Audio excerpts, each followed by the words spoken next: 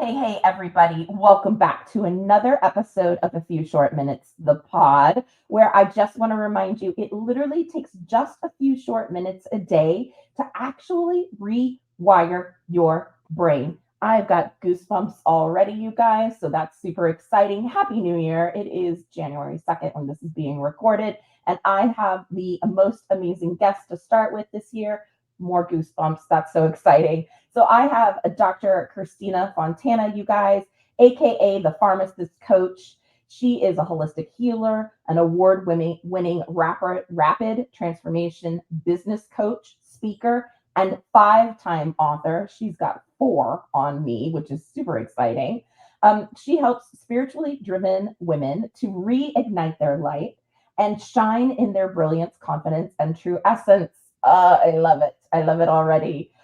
She started her entrepreneurial journey 11 years ago, being disempowered, homeless, broke, and had eating disorders, PTSD, anxiety, and all of the things, you guys. And she turned her pain into purpose, empowering women all over the world to step into more purpose, power, and prosperity. Prosperity. Why is that hard for me to say in that alliteration? I love a good alliteration, I guess, unless it's peas. She has been providing uplifting transformational content through her YouTube videos, books, courses, programs, retreats, and conferences. She is a busy, busy woman, and her mission is to empower more healers and business owners and help them unlock their innate gifts to create the domino effect of healing on the world. And she could not be more perfect for this beautiful podcast. Christina, welcome. Thank you for Oh my being goodness. here. First of Whew. all, I want to just acknowledge you because I can already feel just your energy, your true essence shining through. And thank you for acknowledging all of that. Like it wasn't just like, oh, Dr. Christina, da da da da. Like you really acknowledged me and I love your spirit already. So I'm super excited for this podcast. I think, well, thank you. And goosebumps again. Good Lord.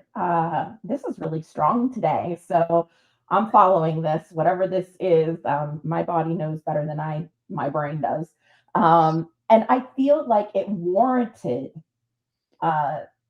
it warranted exposure. It warranted display because your story is one of severe abuse, severe PTSD and trauma, and also amazing transformation out of that.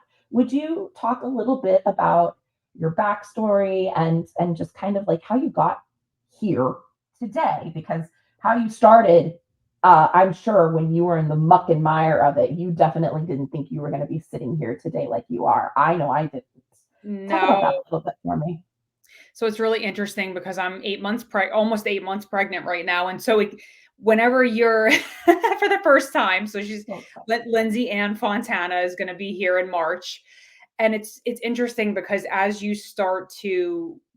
I've started to go down this journey and the closer I get to, wow, this child is going to be birthed and I'm going to be a mother and a parent to this child, it starts to really bring up a lot of your own inner child experiences. And that's really where my story starts. Is I had a lot of both my parents, I love them so much and they were just doing the best that they could, came from a very in a way abusive environment. So my dad grew up in a physically, verbally, emotionally, just a lot of different levels of abuse in his household. And then my mom had an alcoholic father. And so they had their own coping mechanisms and ideas of how to parent. And so as a result, that abuse cycle continued. So my dad was very strict Italian dad. He still is. He's very stoic. And I've my perspective of him has really shifted over time. And now I can truly see him through the lens of compassion. But I was terrified. Growing up in a household, I was the youngest of three, and we got beat and suppressed a lot. And we had a lot of um, my siblings and I had to I adapted like being good, right, to avoid getting abused. And so that was kind of the way that I survived being a child Yep. in this chaotic household where essentially both of my parents were emotionally unavailable. My dad was always working, he had a pharmacy. My mom was physically present. She was a homemaker, but she had her own trauma and anxiety and was very high strung. That's the easiest way to describe it. And so I've learned throughout the years that kids wire with their parents even from 5 weeks in the womb. Your nervous system is already wiring with your parents based upon their own nervous system responses. So, as an example, like when we go through a trauma, we have fight, flight, freeze, and all of these different coping mechanisms come out of it. So, like I was talking about, for me, I was like a people pleaser, and perfectionism came from that. Yeah, and so many people can relate to that because it keeps us So my safe. story. Yeah, Yeah. it keeps us safe. And so, I went through a very abusive childhood and suppressed a lot of who I was. I was always highly sensitive, like I can hear you are, and you feel energy and all of that. But I cried a lot. I emoted a lot, and that wasn't acceptable. So I got shamed a lot as a child because I was too much, right? Too many emotions, too big. And I grew up suppressing a lot of who I was to fit into that family. So as I grew up, I started to have these different symptoms, right? Because the body holds trauma in your nervous system, in your cells, and the energy has to go somewhere. So if you're suppressing, it's almost like a boiling tea kettle, right? That it's all of this pressure, all of this buildup of these unprocessed emotions that are just trying to come out. So eventually it has to come out somewhere. So for me, it manifested as an eating disorder. So I had anorexia in high school. And then when I went to college, interestingly enough, it actually flipped to a different eating disorder called night eating syndrome. So I had that from 18 to 25. It's very rare. It's essentially like a binge eating cyclical behavior that is extremely debilitating because I would wake up multiple times a night and it was almost like my body took over and I had this impulse to eat. And so I would binge on all these really unhealthy foods. And then during the day, I was good again, right? Back to that childhood narrative of like being good. So I knew that I knew I needed to heal, but I didn't know how. And because I grew up with parents who kind of didn't know how to deal with me, even in my 20s, I was like, I don't know how to help myself, how to heal. They had no idea. So I had to kind of figure this journey out myself. So what I wound up doing was that I had suppressed my voice and my needs and my desires for so long that by the time I was ready to graduate pharmacy school, I followed in my father's footsteps. He was a pharmacist too and had a pharmacy. My family wanted me to take over that pharmacy. And I knew in my gut, and that was really where I started to have faith because I grew up Catholic, but I never really felt um like that seed was really nurtured up until this point in my life. So I was 22, 23 years old and God, I just felt it in my bones. I felt this voice say to me, you need to get out of this because it was a very toxic environment at this pharmacy. I decided to go pursue something else. So I went and pursued. It's a residency program, which is like a year of training after pharmacy school. And at that point, that was when kind of my real rock bottom came because my entire family turned on me and they were like, "You're betraying us. How dare you?" And I got kicked out of my house. So I had no place to live. I was living out of my car. And I got fired from my dad's pharmacy that day. And I was also not allowed to go stay with a relative that I was going to go stay with because I'm literally living out of my car. So in that moment, I knew that God was essentially breaking down all of these unworkable behaviors and patterns and the people pleasing, and all of it kind of culminated in that moment because I was making a new choice, right? And so that's what always I tell people now, there's this fear of the unknown. And yes, sometimes old structures crumble, but God's actually like aligning your path for something magnificent. So, yes, it's scary to let go of the familiar, but look at what happens on the other side of it. And so I just I call it the breadcrumb trail of, you know, meeting mentors, connecting with people who could help me heal myself. So I went through like Institute for Integrative Nutrition and started going to Tony Robbins seminars and personal development and all of that. And eventually, you know, like I could just keep going on and on about this story, but to kind of wrap it up, I just followed what was the next step. So, you know, transformation doesn't just happen overnight. My first like couple months, like you said, of being after this trauma, this very traumatic event, I had so much PTSD and I had to just go into survival mode. But I was led to different resources that eventually I was like, okay, one foot in front of the other.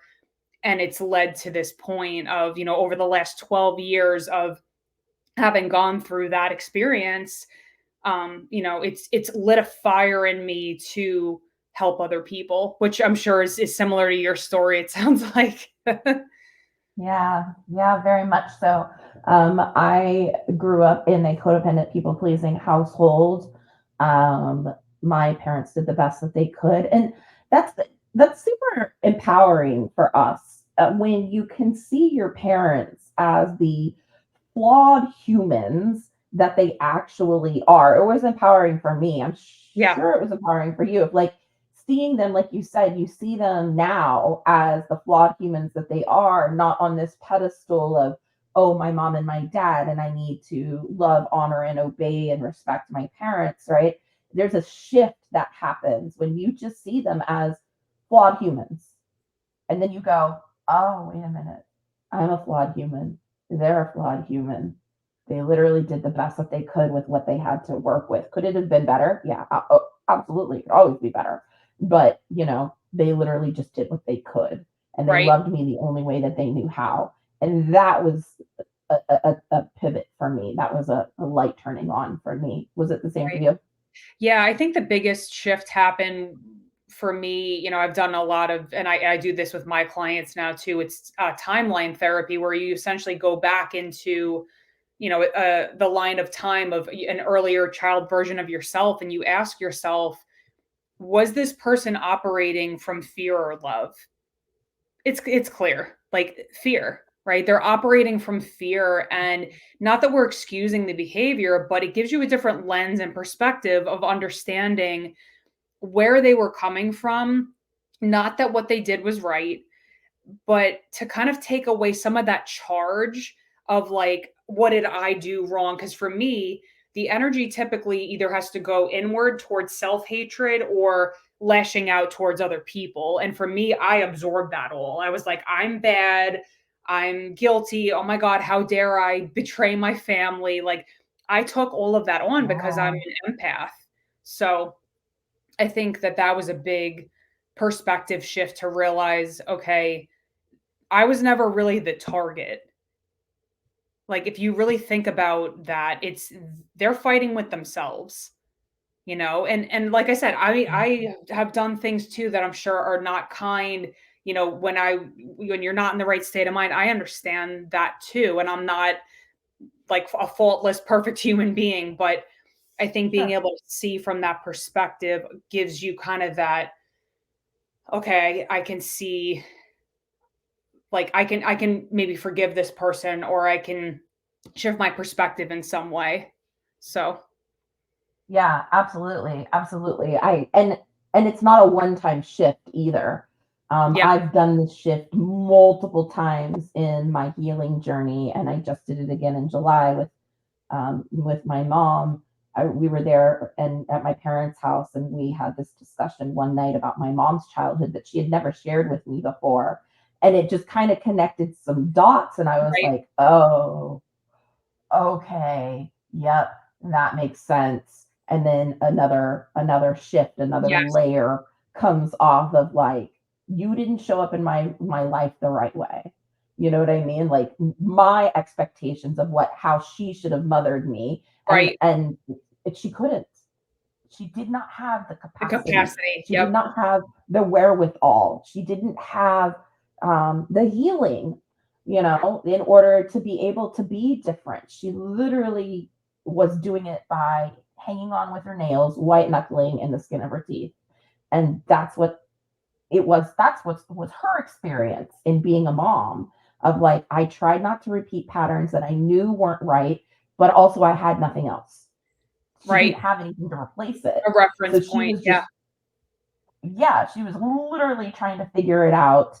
And so some days I got her dad, right? It coming through her. And then some days I got her trying to be the best version of what she could at the time. And it was really confusing, Right. because it's like, oh, I'm the best thing ever. Oh, nope, I'm the worst thing ever. And so that push pull for a child is just Yes. so unstable. I really hear you on that, because that's the perfection shame, how they sit so close together. And I used to say that Gotcha. too, like either I'm this, like, achieving, doing all these things, or like I'm a POS. Like that's what in my mind, that I guess that's what my inner child picked up. So I get exactly what you're saying, and Yeah. it's very confusing for a child. So yeah, And that's it why we do doesn't this leave a work. lot of room for adults to just be. Like I didn't know how to just be for a long time, because either I was performing and I was Mm, doing, or I'm a lazy piece of shit, like you said, I'm a yes. lazy POS. There was Yep. no room to just be. That was a very foreign concept, I and I get still to this day battle like just being, and then that, like, you need to get up, you need to do things, there are things that need to be done. Why are you just sitting here? You're right. being so lazy. And it's just amazing the inner dialogue that still comes out years down the road, Right. into my healing journey. Do you experience the same? Oh, yeah, even when you're out of the environment, it's that inner tape that plays, that's in the background. For me, it was most prevalent, like what you're saying about, because, like, so my family went to, and they still operate this way, go, go, go, keep busy, stay productive, because then you don't have to feel anything. So I can relate to what you're saying, because I was raised the same way. And so if I was still or relaxing, then that other voice came in. And so, especially when I first got kicked out, I felt so guilty relaxing or doing anything for myself, because my dad never did, like, they would never go get a massage or like take care of themselves or do any of these things, right? And so it's almost rewiring that part of yourself that is, it's so deep. And that's why I love hypnosis, subconscious programming, because that's really what's running the show. 95% of everything we do every single day is because of programming that happened from birth to age 7. So that's what's running our lives through these different mechanisms, through the nervous system, like needing to be like, oh, well, I need to take care of that right away. I need to rescue. Like you talked about codependency. My mom's in CODA, actually, Codependent Anonymous. So, but Oh my I'm gosh, proud of her. I'm like, good for you. You're that's getting help. amazing. So, Yeah, but yeah, I that's can relate to that. that's promising. That's Hmm. promising that your mom actually, my parent, we went to family therapy when I was like 14. I'm not gonna tell you how old I am. Again, I'm not gonna do that math, but it's been a long time. And my mom and we went because my youngest, so I'm the oldest, and my youngest sibling, what we know now, had severe ADHD and bipolar. Yeah. But he was 7, and we didn't know what to do with that because he was so young. He was so angry. He was lashing out so much that we ended up in family therapy for to deal with him. Um, and it's fascinating because my mom never didn't stay. Like after we got okay, which was not okay by the way, that was it. We didn't go again. And I just sit and think back now, because I'm older than she was at that time, Yeah. and I go, man, why didn't she stay? Why didn't she stay and do the work? And then subsequently, same brother has unalived himself almost 8 years ago, and she didn't get help for that. And it floors me how literally you have some massive life change happen, and you don't continue the same. There's no way. Part of me died that day. I know part of them died that day, literally. Um, and yet it's like, okay, just we just don't talk about that and just move Right. on. And you're like, what Right. the fuck are you doing right now? Like, you should be in some massive grief therapy here. And they're just like, no, no. Right. Yeah. Right. Well, so, Crazy. and again, that goes back to the nervous system fight, flight, freeze, because a lot of people will go to just complete shutdown and they don't want to talk about it. They don't want to process through it. It's like a computer, right? When there's too many tabs open, it's like the computer shuts down. A Yeah. lot of people will go to that as their cope, where I'm more like an anxious attachment style, where a lot of people are like avoid. So, and then it's just, I guess to me, it's, how your body copes with it, right? Like some people just can't. They're like, I need to shut off, so but yeah, I can Yeah. imagine that was really difficult. Yeah. Yeah. Yeah. I mean, yeah. Of course it was. And then the holidays just passed, so that's just not fun any longer for any of us. Um, I love hypnotherapy. I've only done one session and it was amazing because I have ADHD too, and my brain never shuts off. It never shuts off.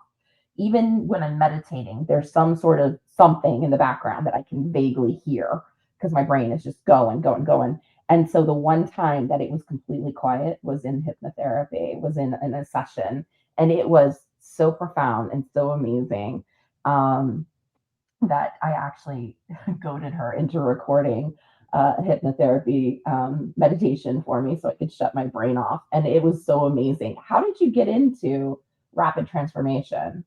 Like I said, I was healing myself. So when I was going through my eating disorder, like I said, my parents saw the evidence. Like I would wake up in the middle of the night because I would, sometimes I would stay at school because I was still in pharmacy school, or sometimes I would come home and I would be up at night going through like peanut butter and cookies and all these other things. And they would be like, "Oh yeah," they would say it like I remember my dad might have been like, "Oh yeah, you ate the peanut butter," but like there was nothing like, "Oh, how can we help you?" It was just like, and then I'm beating like, oh my God, when you have an eating disorder or something, like there's so much shame that goes with it. So I'm like, oh my Yeah. God, he just called me out. Like I'm found out. And then for years I couldn't even talk about it until probably, yeah, like 2012.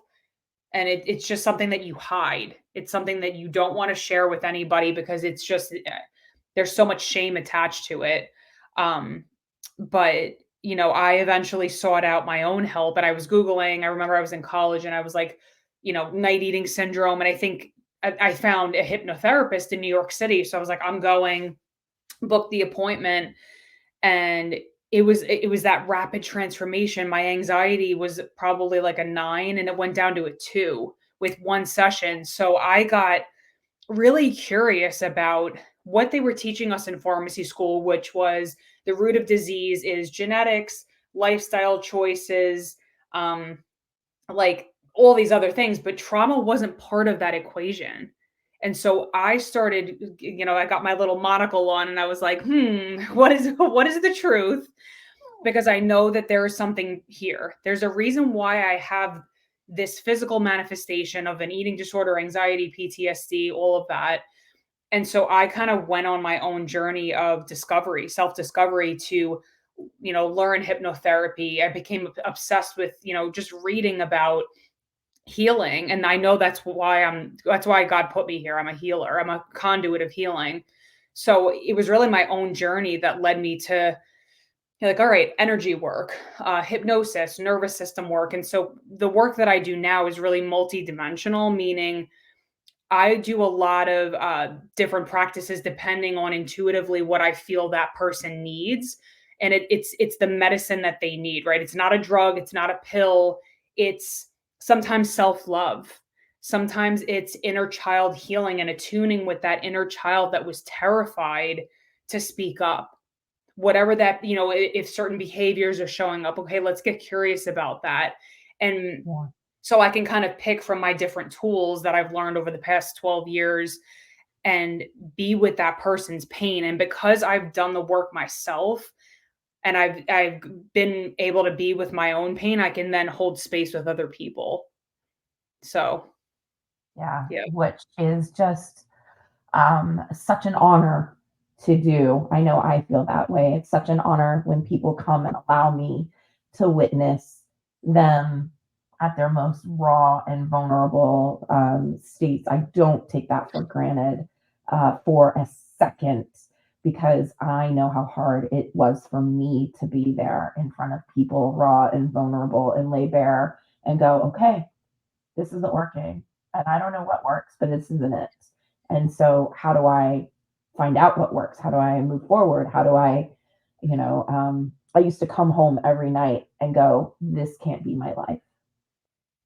This can't be my life. And by the outside, I had it all. I had the husband, the house, the cars, the good job, the kids, like the dogs. I was absolutely miserable and absolutely lost for a Yeah. very long time because of that. And so, or because of, childhood trauma. Um, and so somebody holding space for me was so unusual. I didn't really kind of know what to do with that at first. Right. Um, I spent a lot of years in therapy intellectualizing my feelings because of it. I didn't know. I didn't know how to feel it. And she didn't know how to get to me enough because it was such a strong wall that I had built for forever, And so, gosh, my therapist, she is a gem. She's an absolute gem, and I owe her so much. And she's not allowed to retire. I'm sorry. she's she's like, yeah, maybe in a couple of years. I'm like, no, I'm sorry. I'm just gonna show up You're at the not house. allowed. And that's fine. You just can't. What am I supposed to do without you? But yeah, gosh, she really. Oh, yeah. Anyway, um, talk about life now for you. What happened that you never thought would happen, and what do you know about your healing now? Oh, yeah. That's such powerful questions. Thank you for asking that. So, I never would have thought I put on a big conference last year, and it was a dream of mine. I saw it in a vision. I'm very intuitive, so I get a lot of like downloads visually. I feel like, clairsentient like you. And I Mhm. got this image in my mind Goosebumps. years ago. When I actually, this was funny. I'm getting chills as as I'm about to share this. So when I first got kicked out of my house, I was living in a crappy studio apartment in Queens, and I could not still my mind. Like you were talking about before, there was so much just, replaying in my mind of like things that had happened the day I got kicked out, and like past experiences, and the inner critic and all of that. But I forced myself this one night to sit down on the couch. It was a beige couch. I'll never forget it. And I had a candle burning. And after about 15 minutes, my mind finally got still. And I remember seeing so vividly in my mind's eye speaking on a stage. And I'm like, so I was 24, I think, at the time. And I'm like, okay, this doesn't make sense. Like, why are you showing me this? And it actually came true. Like I went and started my own business. At first I was a health coach, then I added on all these other layers of, things that I had mentioned. But last year I put on this big conference, and I think that's what I was seeing, is like this projection into the future of God showing me that like I'm meant to turn this pain into purpose, to help other people, to help. I really want to help more healthcare professionals to be more trauma informed, because that's huge, and Yeah, that's a huge missing piece in our Western medical model. So that's a huge one that I never thought I would write 5 books or go to Bali to write the first book, or like just all of these amazing experiences that I've been gifted with, that, because I've leaned in and trusted my intuition and said yes to, even though they were scary, because I invested a lot of money in that conference. I know that the effect that I had, hopefully, on those people that were there has ripple effects and was transformative for them. So I think um what I've realized is it always works out. Like for years I was actually engaged before. I thought to myself, oh, I broke off the engagement like 6 years ago, and it just felt so hard. I'm like, why can't I just meet like a good guy? And then I met my husband. We struggled with infertility for a year. I'm like, this is never going to happen. And then we got pregnant in June. Actually, it was like a birthday present for me because I'm a Cancer. I'm wondering if you're a water sign too. So I'm Sagittarius, Okay. but double Pisces. Okay. Yeah, Because I was like, there's yeah. some water in your vibe right now. I could feel it. Double Pisces. So Fire and water, fire and caring. Yeah, cool. yeah. So I would say like those are the things that, I've had a lot of these tension points in my life where I was like, "Oh my god, this is never going to happen." And then it does. And then something breaks through and it does happen. Or like I always wanted to be a full-time entrepreneur, work from home, didn't know how it was going to happen. Here we are. I've been a full-time entrepreneur for 5 years. So I think it's just I really, and whatever you believe, God, source, spirit, God is my CEO. I follow that direction. I'm so blessed to have the opportunities that I do to be able to impact people. And so my goal actually for 2024 is to impact 200 audiences. So I want to do podcast. That's why I'm doing podcasts and spreading this message, because I want I believe it's God channeling through me messages of hope for people, hope and healing, because I know that that's what our world needs. So that's what my goal is for this year.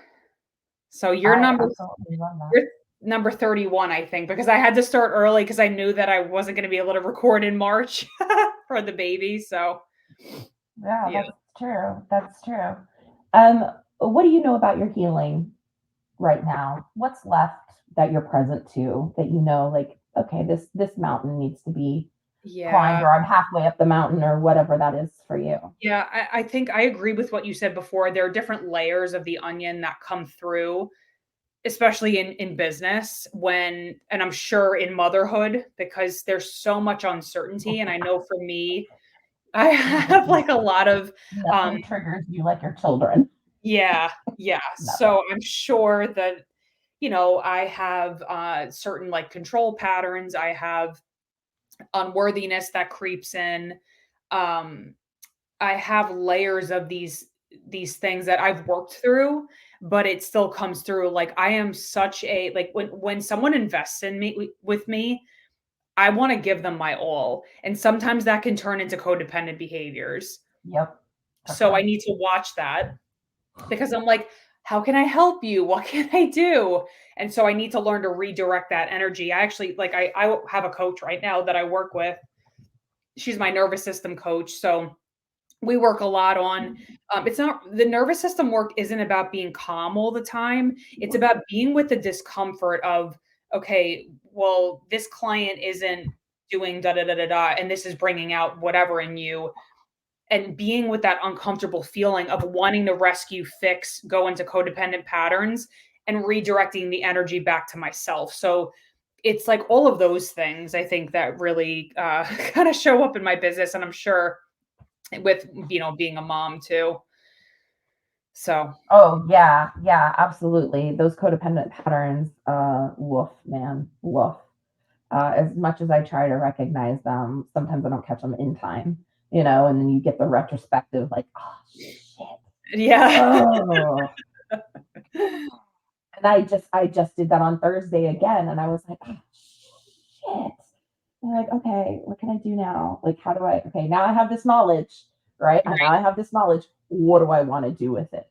And I think that definitely differentiates me from my parents' cycle, Yeah. is because they would get knowledge, uh, and then they would have the knowledge, and that would Right. be it. They wouldn't have any implementation. There would be no action. There would be like no, what do Repair. I do with this? Yeah. Yeah, like, how do I work with this now that I have this knowledge? And I think, um, I think so often that a lot of times I see in my clients, they come with this knowledge and then suddenly it's like, now it's just a beat myself up game because I didn't know this before, And so I love that you're working with a nervous system coach because I think that's been my latest and greatest rabbit hole going down is in nervous system coaches. I found one on TikTok. Her name's Dana. She is absolutely phenomenal. The content she puts out is just incredible. And I love that idea of being able to regulate and redirect this energy that pops up. You guys, we're human. This doesn't like end. This Yeah. doesn't end. There's no end to our healing. And I've said it a million times and I'll say it again. If you come upon some sort of healer, whether it's a Reiki master, a rapid transformational, a therapist, a coach, whatever, and they say they are healed, they are absolutely lying to themselves and therefore probably will lie to you because there is no Yeah. healed. Yeah. Even even Buddha and Gandhi had layers when they passed. Like there's no healed, there's just healing. Yes, I You agree with that. Yeah. agree? Cool. I mean, be okay if you didn't. So um it'd be okay if you didn't. I haven't had anybody yet challenge me on that for a different perspective. I'm open. I just feel like, yeah, if anybody says they're healed, they're not self-aware enough. Yeah. Mm-mm, mm-mm, mm-mm. Definitely not Um, enlightened. yeah, yeah. And if they don't have that much insight into themselves, I don't know how they'll have the insight that you need in order for the transformation to take place that you're searching for and employing, and employing them as a partner in your life. um, how's your relationship now with your family after all of this trauma, trials, tribulations, healing? Mom's in Coda, amazing. What's it Yeah. look like now? And how do you show up differently? Because that's what I had to learn. Yeah, I think that's such a great question. The inner child part of me so desperately just wanted my dad to be proud of me, really, because I think that when I first started my business, he was like, "You're stupid." Like these are the words. I quit my pharmacy job back in 2019. "You're stupid. You're losing your security. You're never going to make any money." Da da da da da. All this stuff, and the inner child part of me, I think it was like more 2012, like around that time, just wanted recognition, validation. And so I was always seeking that and giving my power away. And now, because I know about his own capacity and the fact that he's not open to self development or personal growth or any of these things, but he's doing the best that he can. I meet him where he is, and my mom too. My mom's a lot more aware, but I think that, I try to just work with what I know that what they have capacity for. So it took a lot of, I think more so, yeah, like my own healing because I can't change them or their nervous system or what they do and how they cope. But I can, like you said, show up differently in my power. And maybe I have slip ups here where yes, I get triggered by my family of origin, like that's going to Oh, for happen, sure. but I know how to navigate that with less reactivity. I would say that's the biggest benefit of nervous system work is not being, I've noticed because I've been doing this work for about a year and a half now, that I'm not as reactive of like, ugh, it's like that roller coaster that you get put on, or that take like feels like it takes you down. So, um, yeah, I think, and I've had many different coaches and mentors. I've invested so much money in myself over the past, 12 years, but ultimately you hit it on the head. It's like I'm showing up differently. So, that's all I can do. That is all you can do. If you guys ever want to test your level of healing, go spend a week with your family. Yeah. Like, go spend a week with your family. We just got out of the holidays. So if you're watching this, I want you to kind of look back on the last 2 weeks and your interactions with your loved ones. And if you got triggered, beautiful. Guess what? That is a neon sign pointing at, hey, this needs to be healed. And so Yeah. actually triggers are a wonderful thing in that aspect. Uh, Not taking away from the charge of the trigger, right? Absolutely not. But it does point, it is a guidepost to, hey, this still needs attention. Right. And I love that you said that, hey, sometimes I still get reactive, sometimes I still get triggered. And I think that goes along with, healing versus healed, is that I recognize I still get triggered. In certain aspects. And one of them, not as much as it used to be, but one of them is the validation from my mother for whatever reason. And I remember, it's funny that you said that your dad was like, "You're going to fail. And what are you doing?" And I'm sorry he said those things to you, by the way. Yeah. That sucks totally. And you didn't deserve that at all. And it reminded me of my parents going, "Well, maybe you just need to go back and get a real job again." Right. Oh, Right. Oh, okay. So helping people, helping women stop beating the crap out of themselves and figuring out who they actually are without all of the roles and hats that they wear. That's not a good job.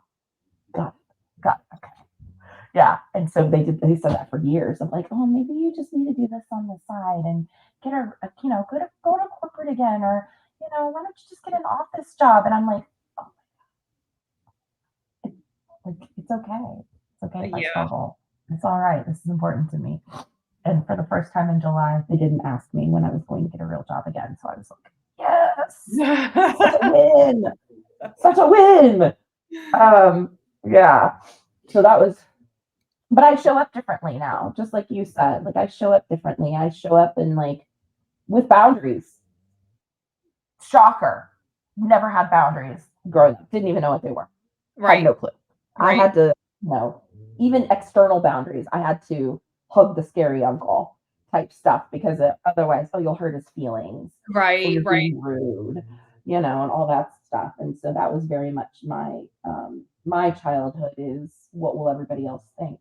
And Mm, yeah. that still hangs out with me. I mean, that's still something that I have left to really let go of, is the shame that comes with, well, what if people think poorly of you?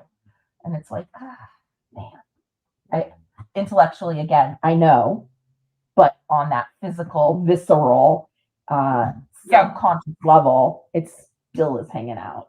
It's Hmm. just a little gremlin that just likes to wheel whittle its way into my brain every now and then, and it's paralyzing. Right. Truly, truly, it's that freeze, right? It's that freeze. And then I go into fawn, because I'm a people pleaser. I have people pleasing tendencies. I'm not a people pleaser. Trying to adjust the There you language go. around that Rewire lately. it. Yeah, trying to adjust the language around that lately. What is something you wish more people knew in your vast scope, from pharmacist to this beautiful healer that you are? What is something that you wish more people knew? I wish that I think more people, um I wish that more people were just more trauma informed about, like, a lot of people are, "Oh yeah, I don't have any trauma." Like, they kind of just, if they say, like, they're thinking it's like the big trauma of, like, sexual abuse, verbal, physical, but sometimes trauma happens in these micro moments of, emotional gaps that weren't there, or like you talked about, boundaries, or needing to go hug that scare. Oh, I feel that with you. Like, I had to go, oh yeah, well, you Oh, have to do it because then that's polite, so it's in those moments where we feel powerless and a feeling of inescapability, and your brain gets shocked from, like, this experience of maybe getting yelled at or whatever happened, releases stress chemistry into the body, and that becomes then how we show up in our business, with our marriages, with kids. And so I guess I would want people to just know that, number one, like, it all makes sense. I always, like, my nervous system coach always says that. So it's kind of, like having compassion for like, of course this makes sense. This behavior is a survival pattern that you've had from that little child, you know? So Yeah. like having that compassion and capacity for yourself, but also realizing like you can still have trauma even though it might not have been like the bigger trauma, you know? I think that that's important. Yeah, little T trauma, on just like anything, right? Just like anything. Let's take pebbles versus boulders for little T trauma versus big T Yeah. trauma. And if you have a million pebbles, it could still outweigh a boulder, Right. you know. And so, and little T traumas, I don't think people understand enough about, those little T traumas that could be. I grew up in the Air Force. So technically, me moving and starting life every 2.5 to 3 years again, is trauma. Yeah. Um, and it affected my brothers differently than it affected me. My two brothers definitely, it affected them negatively. Me, I think it just fed into my people pleasing because I get to chameleon every couple of years into somebody new if I wanted, or whatever the latest group was or whatever. And so I think it actually served my existing issues, which is not the best thing, but oh well. Yeah. But even, yeah, even being a person of color, that is a trauma because there are things like microaggressions, against you. That is trauma. What's another trauma that you're Like in thinking the of that like workplace people too.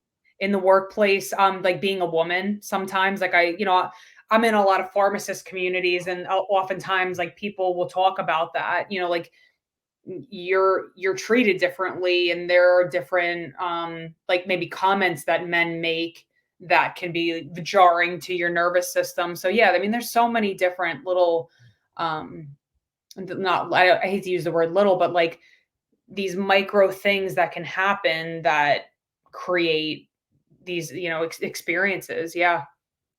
Yeah, and then that creates, the emotions and the feelings, and then those create the patterns, and those create the behaviors, and it's a whole big And it's cycle, your my friend. identity.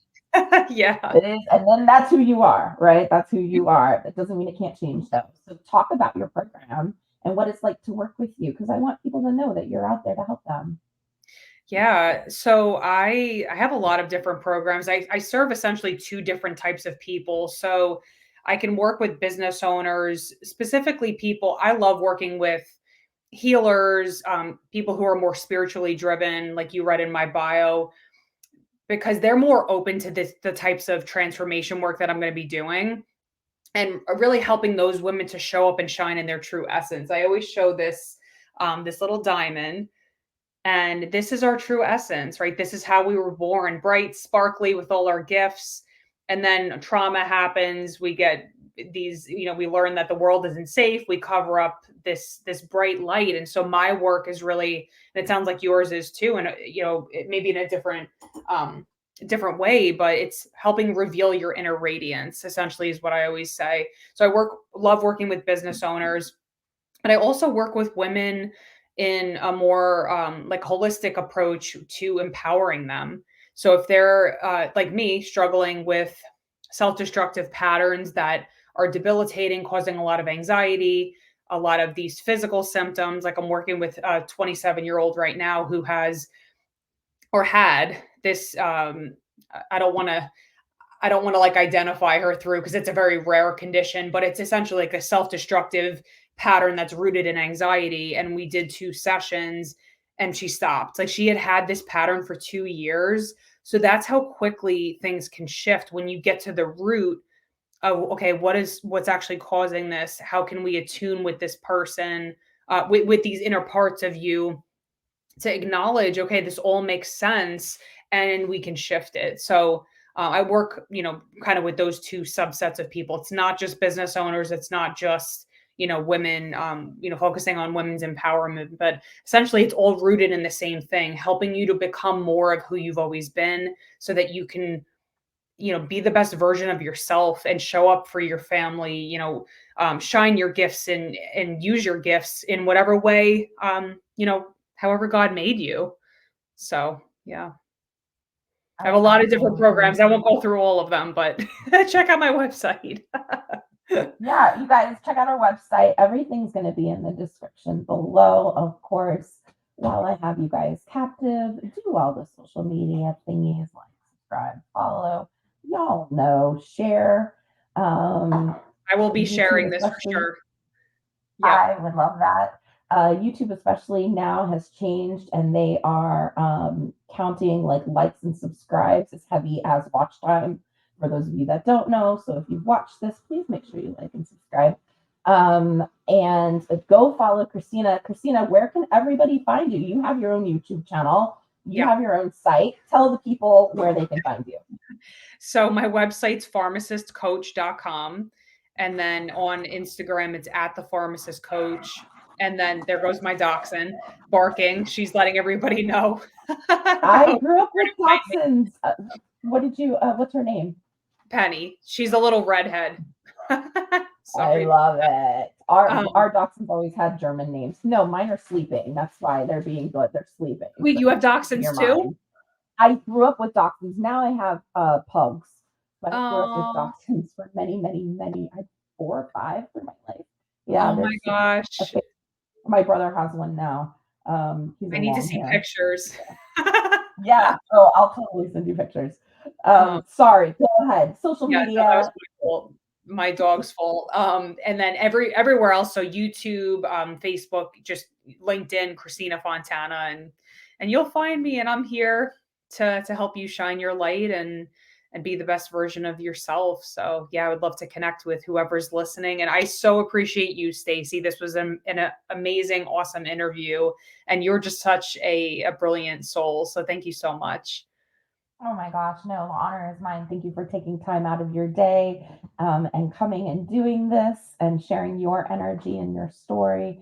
That level of honesty and vulnerability is not lost on me. Thank you for being a beautiful example of what life could look like once you like trudge through the shit, right? Y'all, I promise there is a light on the other side and it's not a train coming through the tunnel. I mean, it might be, but you can survive and you can Yeah. actually thrive and take your power and take your pain and turn it into purpose and power. And if Christina is not an example of that sitting here right now, I don't know who is, you guys. Homeless, PTSD, abusive family, and now look at her. So if you're hurting and you're watching this, just know that we see you and that we're holding space for you and that we would love to help you. Yeah. That we would Thank love you to so help you. much. Yep. Yeah. So thanks, guys, again for watching yet another episode of A Few Short Minutes, the pod. Remember, it literally takes just minutes a day. And Christina can tell you just minutes a day to actually physically rewire your brain and get rid of some of these behaviors and patterns and habits that just are ripping your life apart. And like Christina said earlier, how you do one thing is how you do all. So if it's showing up in a way that you recognize, I promise it's showing up someplace else and it's detrimental as well. Maybe you don't get it, maybe you don't see it, but if you know you're being self-destructive in one way, you're being self-destructive in other ways. You just might not realize it. So anyway, happy new year, you guys. And I cannot wait to see what 2024 brings for all of us. So have a great day and I'll catch you later. Thanks for being here. Bye-bye.